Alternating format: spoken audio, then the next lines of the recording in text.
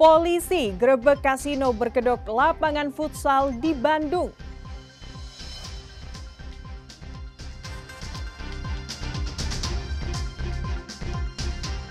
Pergerakan tanah di Purwakarta tak berdampak ke jalan tol.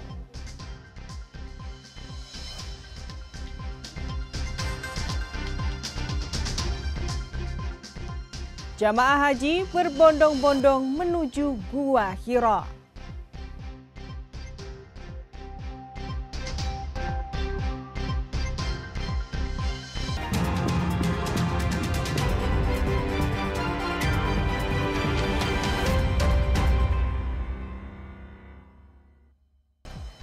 Selamat pagi saudara, selain ketiga informasi utama tadi, kami masih memiliki informasi menarik lainnya.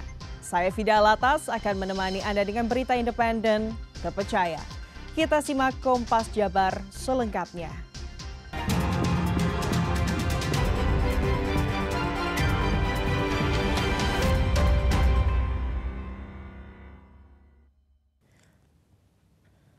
Saudara, kebakaran hebat melanda gudang triplek di kawasan Sapan, Kecamatan Bojong Soang, Kabupaten Bandung.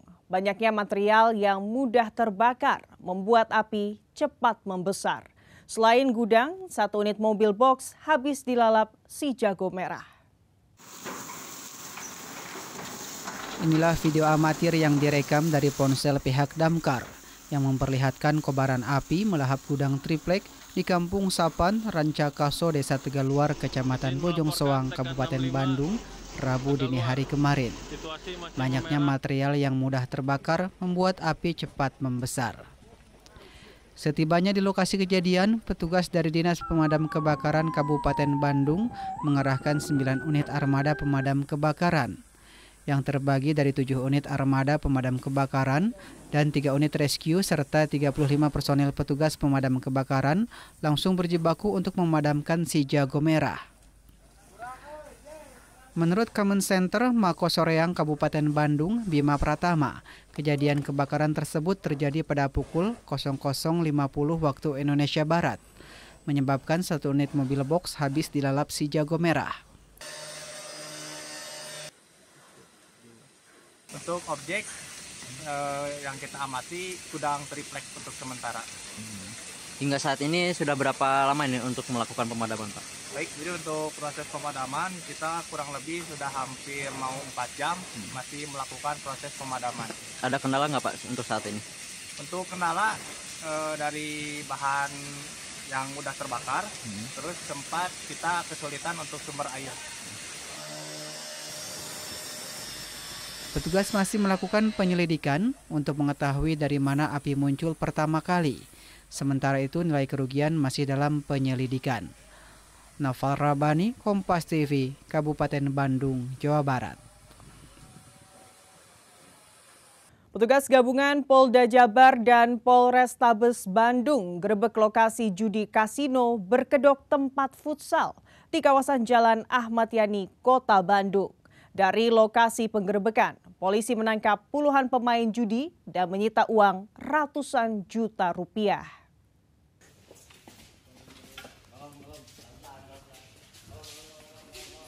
Petugas gabungan dari Polda Jabar dan Polrestabes Bandung menggerebek sebuah lokasi perjudian atau kasino di kawasan Jalan Ahmad Yani, Kota Bandung. Penggerebekan ini dilakukan pada hari Selasa dini hari kemarin. Sepintas dari luar, lokasi ini tidak memperlihatkan tempat sebagai lokasi judi kasino. Karena untuk mengelabui, lokasi ini disamarkan menjadi tempat penyewaan lapangan futsal. Diketahui tempat judi ini memiliki 2 jenis bermain, yaitu kasino biasa dan VIP dengan jenis permainan, yakni niu-niu dan bakarat. Kabid Humas Polda Jabar, Kombes Pol Hendra Rohmawan mengatakan, penggerebekan lokasi judi kasino merupakan hasil patroli tim cyber Polda Jabar. Saat dilakukan penggerebekan, polisi menangkap 63 para pemain judi, manajemen, serta 3 orang pengelola kasino. Selain itu, polisi menyita barang bukti uang 390 juta rupiah yang diduga sebagai uang taruhan.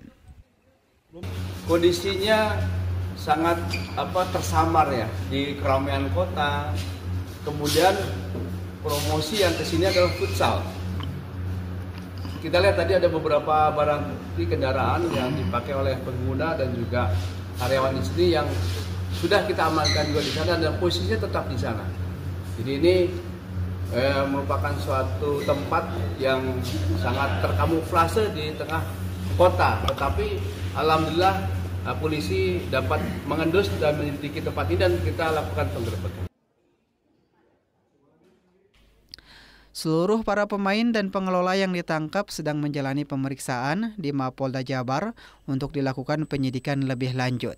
Selain itu, polisi juga masih mendalami berapa lama lokasi judi kasino ini beroperasi. Abdul Rahim, Kompas TV, Bandung, Jawa Barat. Kita ke informasi lain, Saudara. Setelah mendapat laporan dari tim PVMBG, Bupati Purwakarta, Saipul Bahri Binzen, memastikan pergerakan tanah tidak akan mengganggu tol Cipularang.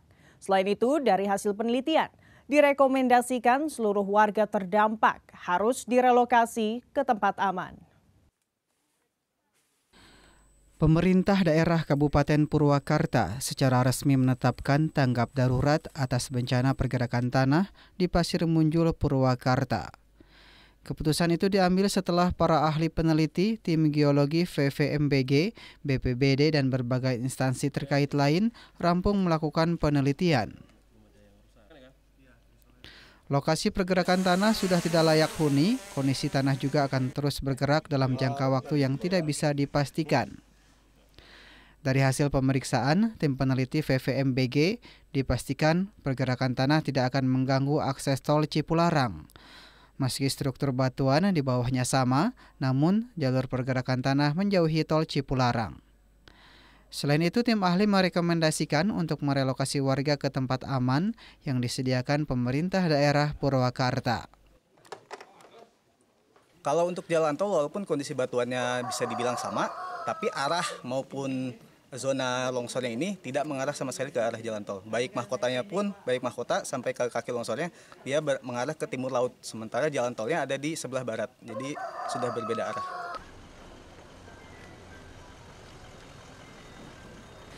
Bupati Purwakarta Saipul Bahri Binzen menjelaskan setelah menerima laporan tim ahli, pihaknya akan segera menyiapkan lahan untuk relokasi seluruh warga di lahan milik PT PN. Namun, jika di lahan PT PN ada kendala, maka Pemda akan menyiapkan lahan di lokasi lain milik pemerintah daerah yang dekat dengan mata pencaharian warga sebagai petani. Kita lagi nyiapin hunian sementara, pengungsian sementara. Dan yang sudah sekarang ini di rumah-rumah saudaranya, terus juga di kantor desa, terus juga di aula desa, itu untuk sementara. Nanti sementara ini masih itu bisa dipakai, dan kalau sudah melebihi, nanti kita cari tempat yang lain sambil berjalan. Dan untuk selanjutnya akan kita relokasi. Berdasarkan data terakhir BPBD, sebanyak 78 rumah terdampak pergerakan tanah dengan kerusakan ringan hingga berat, dengan 58 rumah mengalami rusak berat. Selain itu, 81 kepala keluarga dengan jumlah 249 jiwa harus dievakuasi dari tempat tinggalnya untuk mengungsi ke tempat aman sementara sebelum direlokasi. Hendri Irawan, Kompas TV, Purwakarta, Jawa Barat. Saudara, pedagang Pasar Guntur keluhkan omset menurun. Informasinya akan hadir usai jeda.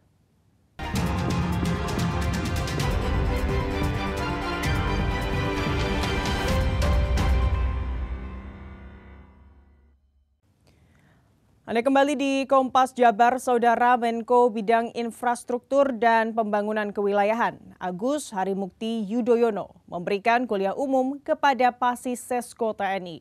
Dalam materinya, AHY menyampaikan pentingnya infrastruktur pertahanan militer untuk pertahanan negara. Selasa siang kemarin, Menko Bidang Infrastruktur dan Pembangunan Kewilayahan RI, Agus Harimukti Yudhoyono, memberikan kuliah umum kepada Pasis Dikrek L3 Sesko TNI tahun 2025. Dalam materinya, AHY memaparkan soal pembangunan infrastruktur untuk pertahanan negara.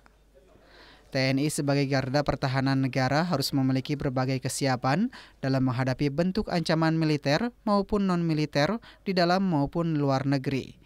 Hal itu tentunya harus didukung oleh infrastruktur yang bisa mensukseskan tugas TNI. Infrastruktur seperti asrama TNI, fasilitas latihan TNI, depo logistik, serta fasilitas pendukung alutsista harus disiapkan dengan baik.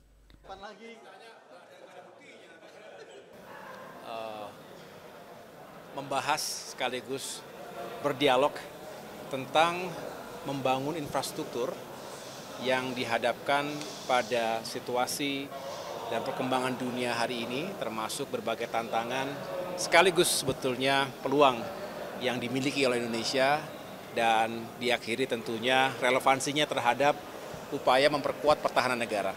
Jadi berbicara infrastruktur itu luas, bukan hanya untuk mencapai swasembada pangan, energi air, termasuk juga membangun sumber daya manusia melalui pendidikan dan kesehatan, tapi juga banyak kebutuhan infrastruktur untuk mendukung pertahanan negara. TNI sebagai garda, sebagai alat pertahanan yang harus memiliki kesiapan menghadapi berbagai bentuk ancaman militer maupun non-militer dari dalam maupun luar negeri, tentunya juga harus selalu didukung dengan infrastruktur yang bisa menyukseskan tugas-tugas TNI, baik untuk operasi militer perang maupun operasi militer selain perang, termasuk bantuan kemanusiaan.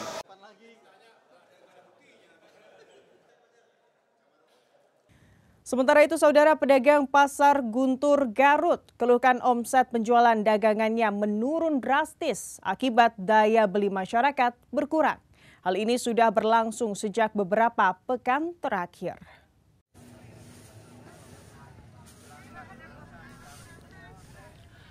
Meski pasokan sayuran melimpah dan harga berbagai sayuran seperti cabai keriting, bawang putih, bawang merah, cabai inul, cabai hijau, tomat, serta daging ayam cenderung stabil bila dibandingkan bulan-bulan sebelumnya. Saat ini daya beli masyarakat berkurang yang berdampak terhadap menurunnya omset penjualan. Hal itu dikeluhkan pedagang sayuran di Pasar Guntur Garut sejak beberapa pekan terakhir. Lapak pedagang kaki lima dan kios sepi pembeli. Kondisi ini diperparah dengan momentum mendekati tahun ajaran baru, sehingga warga lebih memilih mengumpulkan biaya untuk mendaftarkan anak mereka daripada untuk berbelanja ke pasar. Ketua Ikatan Warga Pasar atau IWAPA Pasar Guntur Garut, Suhartono, mengatakan mayoritas pedagang di Pasar Guntur saat ini mengeluh lantaran omset mereka mengalami penurunan hingga 45%. Pertama-tama kita juga sebagai Ketua IWAPA nih Pasar Garut, kita selalu memantau tiap hari keadaan perkembangan rekan-rekan yang berjualan di Pasar Garut ini. Yang saya amati ini ada faktor-faktor yang bisa menentukan kelesuan dan kelemahan daya beli masyarakat ke pasar. Pertama-tama kita sikapi kemarin kan kita baru menyelesaikan Hari Raya Idul Adha. Ya kan kebanyakan warga pedagang atau masyarakat Garut yang punya tabungan, yang punya ini kepake, itu otomatis akan uangnya menipis dan mungkin kosong juga gitu.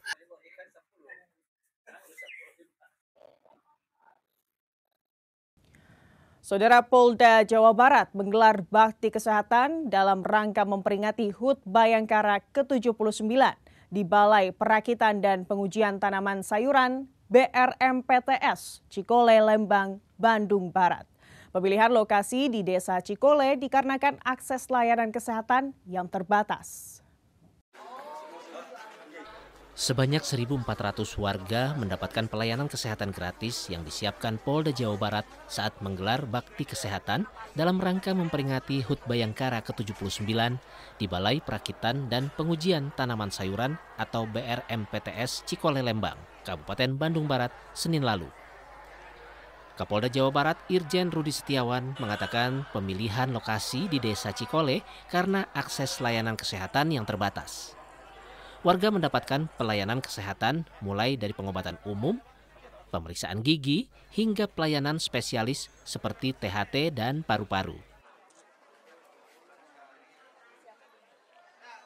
Ada beberapa kegiatan yang kita lakukan. Pertama adalah kita pengobatan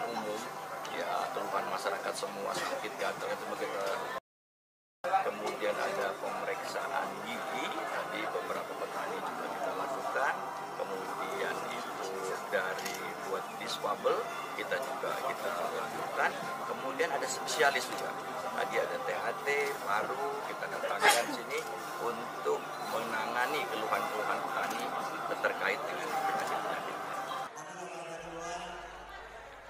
Kegiatan bakti kesehatan ini akan terus digelar Polda Jawa Barat di seluruh wilayah di Jawa Barat hingga 1 Juli mendatang. Ahmad Fadilah, Kompas TV, Kabupaten Bandung Barat, Jawa Barat.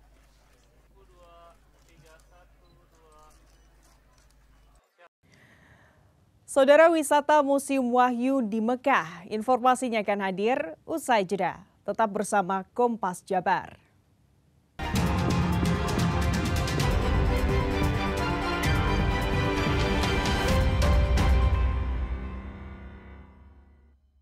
لبيك اللهم لبيك لبيك لا شريك لك لبيك إن الحمد والنعمة لك والملك لا شريك لك. Anda kembali di Kompas Jabar, Saudara. Gua Hira, tempat pertama kali Nabi Muhammad SAW menerima wahyu, menjadi salah satu destinasi wisata religi yang ramai dikunjungi jamaah haji dari berbagai negara.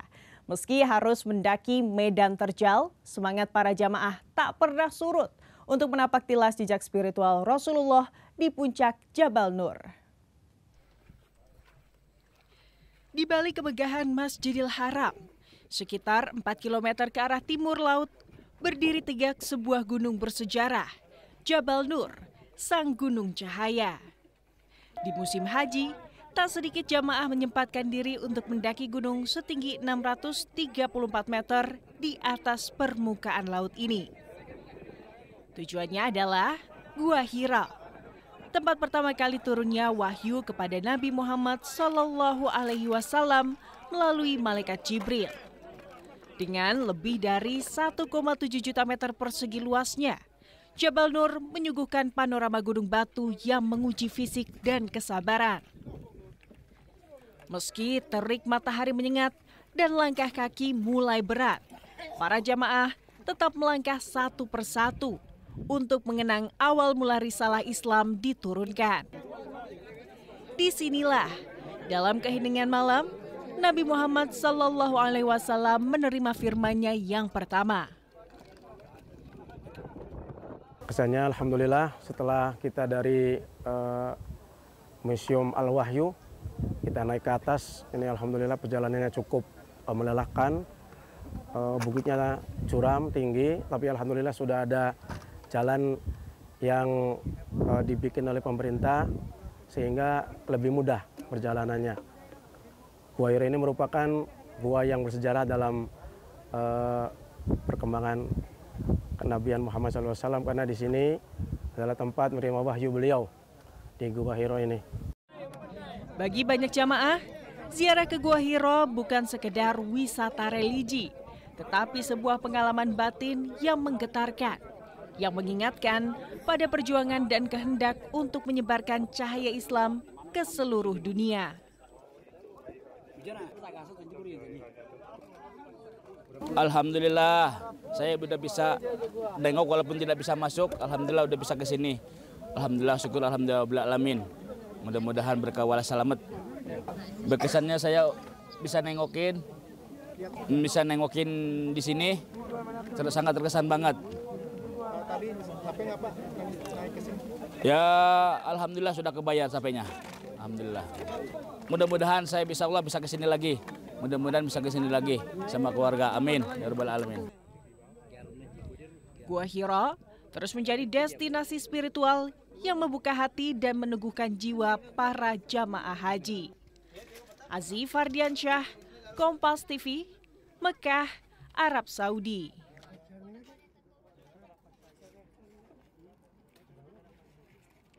Di tengah menunggu waktu ke Madinah, satu tempat di Makkah menyita perhatian para jamaah haji, yakni Museum Wahyu.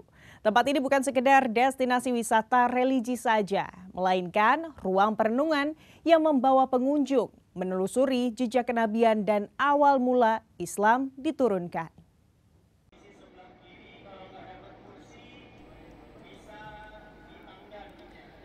Museum Wahyu di Mekah kini menjadi magnet baru bagi jamaah haji dari berbagai negara. Berlokasi tak jauh dari Masjidil Haram, museum ini menghadirkan pengalaman spiritual yang mendalam melalui dokumentasi sejarah turunnya wahyu pertama kepada Nabi Muhammad SAW, lengkap dengan teknologi visual modern yang menghidupkan kembali momen-momen kenabian. Jamaah diajak menyelami lembar demi lembar sejarah Islam, dimulai dari kisah Nabi Adam alaihissalam, manusia pertama yang menerima amanah sebagai khalifah di bumi. Suasana museum dibuat begitu imersif dengan instalasi multimedia yang membuat pengunjung seolah berada langsung di tengah kisah-kisah kenabian. Lalu berpindah ke masa Nabi Nuh alaihissalam dengan penuh keyakinan membangun bahtera di tengah keraguan umatnya, hingga kisah menggetarkan dari Nabi Ibrahim alaihissalam, bapa para nabi yang diuji keimanannya melalui perintah pengorbanan terhadap putranya Ismail alaihissalam. Namun, terdapat bagian yang paling memukau sekaligus menggetarkan jiwa. Terdapat sebuah ruangan khusus dengan pencahayaan temaram dan rekonstruksi yang begitu detail, pengunjung seolah dibawa ke masa zaman para nabi.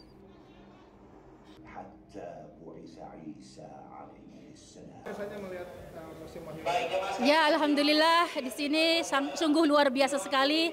Kita di sini diperlihatkan visualisasi mengenai penciptaan manusia dari mulai Nabi Adam dan seterusnya. Juga perjuangan Nabi Muhammad pertama kali menerima wahyu di Gua Hiro. Ternyata Nabi Muhammad itu luar biasa sekali perjuangannya dalam menyebarkan ajaran Islam di Jazirah Arab ini dengan begitu tantangannya yang luar biasa. Alhamdulillah kita bisa menyaksikan secara langsung visualisasinya di Museum Wahyu ini. Cukup puas, sangat memuaskan sekali. Alhamdulillah.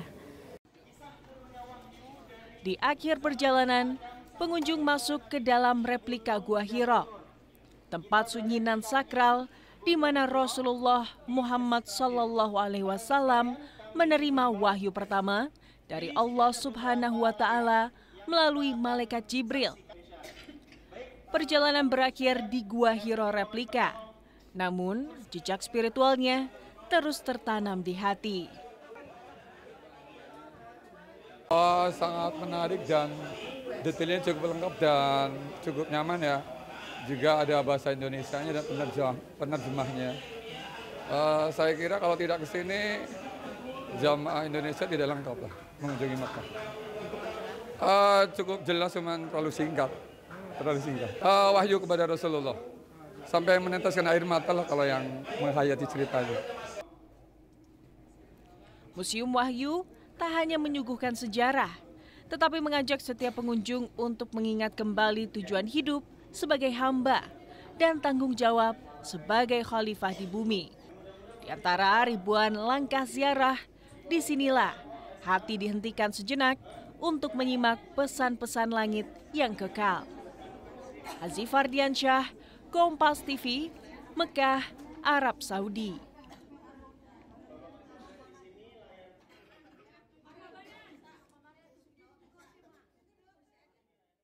لبيك اللهم لبيك لبيك لا شريك لك لبيك إن الحمد والنعمة لك والملك لا شريك لك.